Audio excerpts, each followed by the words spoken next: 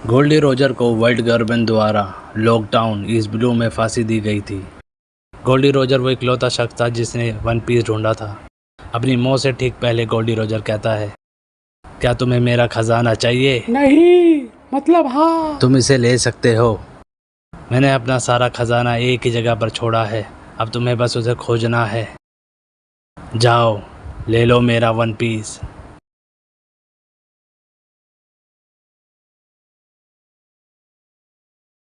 मेरा नाम है मंकी डी लूफी और मैं बनूंगा पायरेट किंग। हुहू, मैं आ रहा हूँ वन पीस।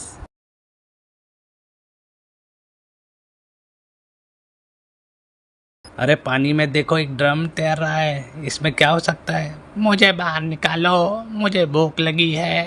अरे कोई मुझे सुन रहा है या नहीं? अरे बाहर निकालो मुझे।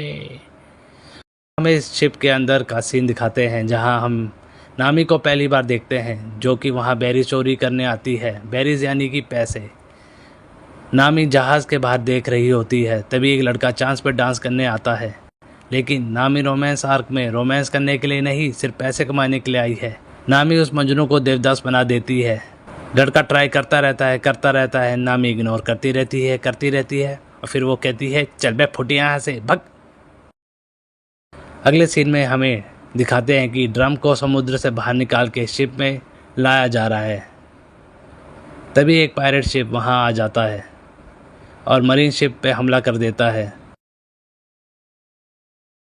धमाके की वजह से शिप हिलती है और बैरल लुढ़क के शिप के अंदर चला जाता है और पायरेट्स भी मरीन शिप में आ जाते हैं। तभी हमें कोबी को दिखाते हैं, जो पायरेट अल्विडा का क्रू मेंबर होता है, और कोबी को देख के साफ पता चलता है कि वो अल्विडा के लिए काम अपनी खुशी से नहीं कर रहा है। मैं तुम्हारे लिए और काम नहीं करूँगा, समझी? चुपचाप से अपना काम कर। ओए माँ। नेक्स्ट सीन में हम नामी को देखते हैं, जो अपने कपड़े बदल के आयरन मेज अल्विडा की शिप में एंटर करती है और एक गुंडे को पीट देती है। ड्रम जैसे ही मरीन शिप पे आ जाता है, शिप में पायरेट भी आ जाते हैं और उसे खोलने लगते हैं। तभी लूफी ड्रम से बाहर निकल के एक पायरेट को जख्मी कर देता है।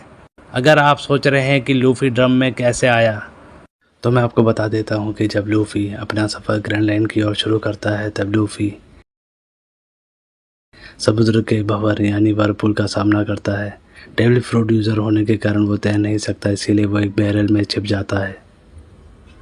कमेंट में बताओ, वर्लपूल एक कंपनी है जो वॉशिंग मशीन भी बनाती है। ये बात कितनों को पता है? अरे तो वन पीस एक्सप्लेन करना ढक्कन। अरे वन पीस में क्या रखा है? जो मज़ा टू पीस देखने में है, वो मज़ा वन पीस देखने में कहाँ? हमें वन पीस देखना है। अरे जो मज़ा टू पीस देखने में आएगा, वो मज़ा वन पीस देखकर नहीं मिलेगा। मम्मी, ये भैया उल्टी बात कर रहे हैं, हमें गंदी बात सिखा रहे हैं। अरे चुप हो जाओ, वन पीस एनीमे एक्सप्लेन कर रहा हूँ। ही। लूफी को भूख लगी हुई होती है, तो लूफी खाना ढूंढने लगता है और उसे खाना मिल जाता है। लूफी और कोबी आपस में बात कर रहे होते हैं। लूफी बताता है कि उसे पायरेट किंग बनना है और कोबी कहता है कि उसे मरीन ज्वाइन करना है। कोबी लूफी को ये भी बताता है कि वो 2 साल से आयरन मेज अल्विडा के साथ काम कर रहा है। वो उसे डरा धमका के अपने शिप में काम करवा रही है। वो बस एक नाव में मछली पकड़ रहा था, उसी दौरान अल्विडा ने उसे पकड़ लिया था।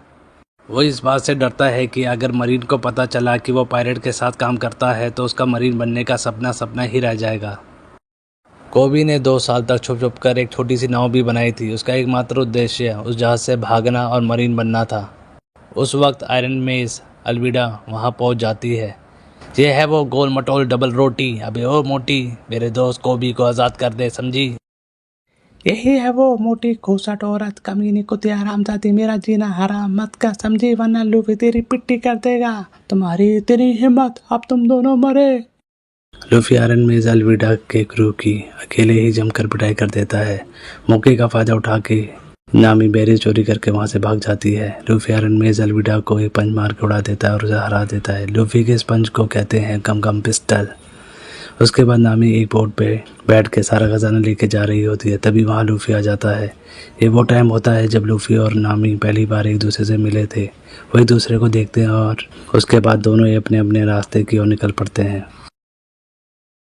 तभी लूफी कोबी को बताता है कि उसे अपना क्रू बनाना है। तभी रोरो नोआ जोरो का जिक्र होता है। तब कोबी बताता है कि रोरो नोवा ज़ोरो काफ़ी डेंजरस है। ये बात सुन के लूफ़ी कहता है, तुझे क्या लगता है कि मैं सर्कस के लिए जोकर ढूंढ रहा हूँ? मैं एक पायरेट क्रू बना रहा हूँ जिसमें मुझे खतरनाक ताकतवर लोग चाहिए, ना कि तेरी तरह नाजुक कली। समझा छिपकली? समझ गया बाहुबली?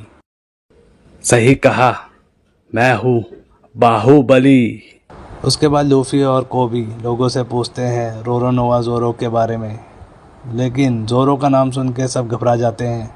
उसके बाद कोबी जब कमांडर का नाम लेता है, क्या आप एक्स हैंड मॉर्गन को जानते हैं?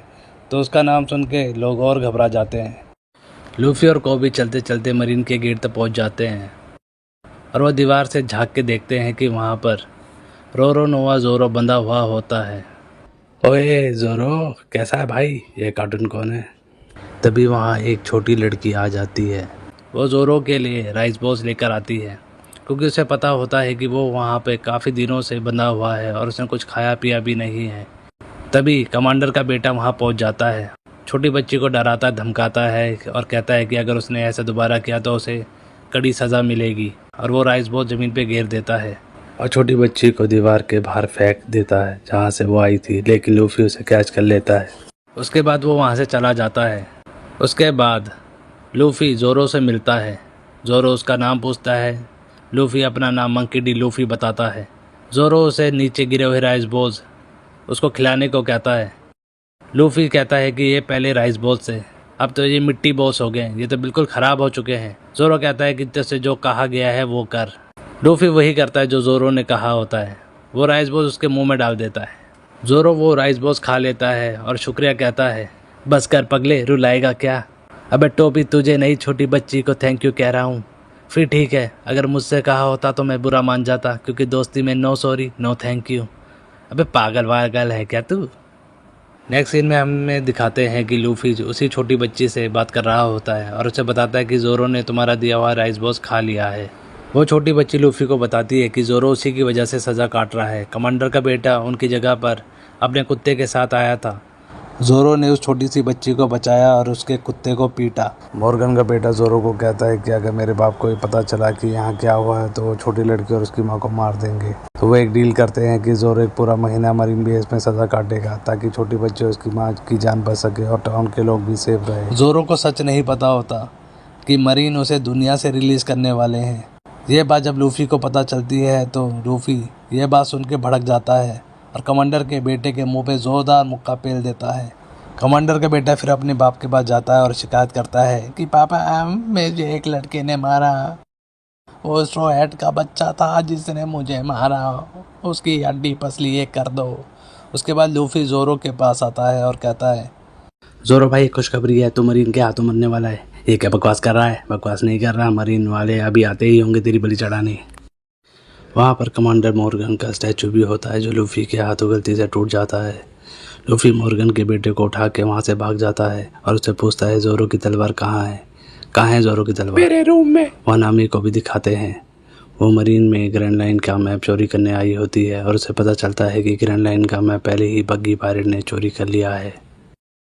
लूफ़ी ज़ोरो की तलवार ढूंढ लेता है। कोबी और ज़ोरो के सामने मरीन वाले आ जाते हैं उन्हें जान से ख़त्म करने के लिए। ये सब लूफ़ी देख लेता है और जब मरीन वाले फायर करते हैं तब लूफ़ी बीच में आके सारी गोलियां अपने ऊपर ले लेता है, लेकिन उसे कुछ नहीं होता। ये देखकर मरीन वाले और ज़ोरो दोनों ही शौक हो जाते हैं कि लूफ़ी को कुछ क्यों नहीं हुआ।